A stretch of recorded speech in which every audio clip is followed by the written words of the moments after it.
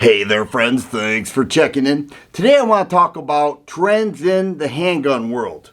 I'm going to talk about some today that I believe are undeniable.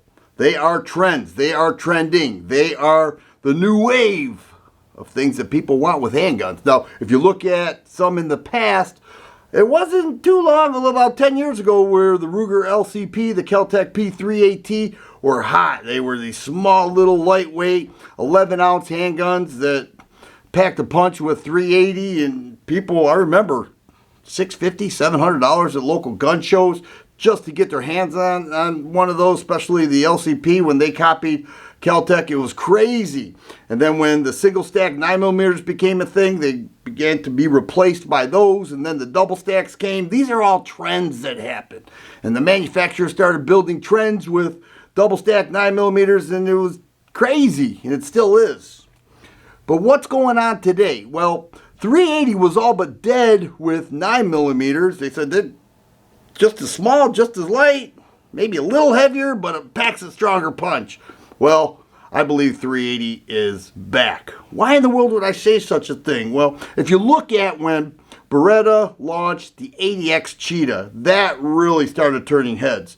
People started buying them, people started bragging about them. Here you have an expensive 380 with a metal frame, optics ready, and put it back on the map. People said, look, this is in 380, and they're buying them up left and right. I talked to the people at Beretta. They were selling like crazy. And then you look at what Smith did with the Bodyguard, and then recently they came out with the 2.0. The 2.0 and then the comp they came out with recently. They changed the map on 380s. Prior to that, it was the LCP Max. I had so many people say, I carry the Max, I love the Max, I put it in my pocket, it's extremely lightweight, it's reliable. These types of handguns are surging. And the rest of us are saying, well, why would anybody do that? Well, it's softer to shoot, it's easier to shoot. Yeah, it's more expensive, but these aren't people that are going to burn 500 rounds at the range. They're going to want to protect themselves, and they want a close distance form of self-protection, and they find that best with a 380. Another thing, it's not necessarily new at all, but the demographics are changing, and the types of reflex optics are changing. Optics on handguns are a thing. There is no doubt about that. This has been going on. But the demographics have changed. What do I mean by that?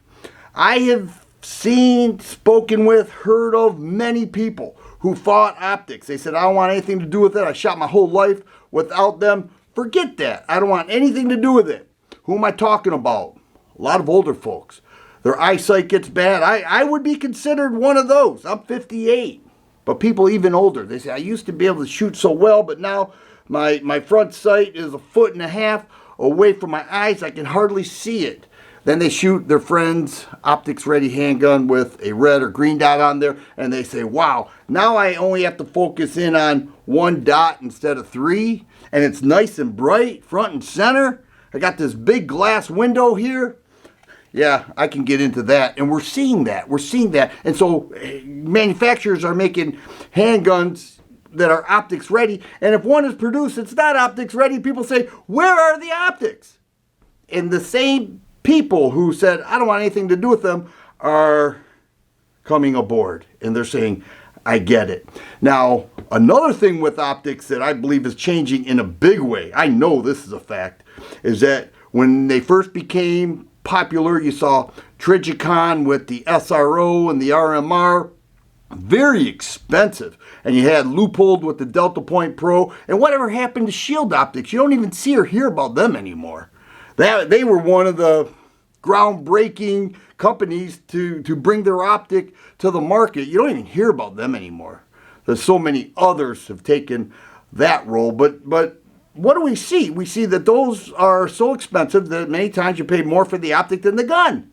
This isn't precision rifle where that happens all the time. This is an optic on a handgun. You don't want to do that. So you have companies like Votatu, Aimwin. These are shake-awake optics, aluminum house, multi-glass, shockproof, fog-proof, you name it, blah, blah. A battery compartment on the side. Siley makes great optics. Now these are inching up in price, but if you look at Howison was the company that filled that void between the CVA cheap stuff and a Trijicon RMR or Delta Point Pro. Howison filled that gap. Well, Howison started inching up in cost, and now these types of optics are taking over. They're filling that void for people that just want an optic on the handgun and they want something that's going to work. I have found those to work very well. I'm not pushing those companies. I'm just saying there are many out there that are getting the job done for less dough. The U.S. Concealed Carry Association, or USCCA, is a national organization with over 860,000 members. They provide tools, training, and legal protection for everyday people who choose to carry. The USCCA is built on 3 pillars. 1, education. Members get access to the Protector Academy. They also receive print and digital subscriptions to their Concealed Carry magazine. 2, training. Video-based training makes it easy to get real-world skills. 3rd, and very important, self-defense liability insurance. Every member becomes insured on a self-defense liability policy purchased by the USCCA. Check them out at usconcealedcarry.com. Another thing that people are fighting the way they did with optics are comps. Now, we're talking ports, we're talking comps, but I want to show you something. This is a true comp. This is a Shadow Systems XR920P. It has a true comp on there. The comp sits in front of the barrel. It's not a port in the barrel. This is a true comp. Will this decrease recoil, making transitioning better? Yes, 100%. And I happen to have a Siley optic on a $1,100 gun, so that shows you my confidence with that. But yes, it will decrease the recoil. What we're seeing more than that, because that's expensive, are ports. This is the TSUS Duty Comp. They call them a comp. Okay, Smith & Wesson calls it a comp. Springfield calls it a comp. It's a port. All right, they're calling this a duty comp. It's a port. Big chunk port, by the way. And it absolutely reduces recoil.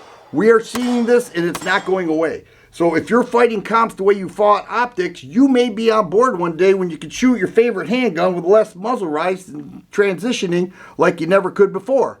I'm telling you, it's a thing. And it's not going away. Actually, we're going to see more of it. You look at a company like Magnaport out of my former home state of Michigan. They, I'm sure, had a thriving business, but it's either decreased or increased. It decreased because companies are porting already.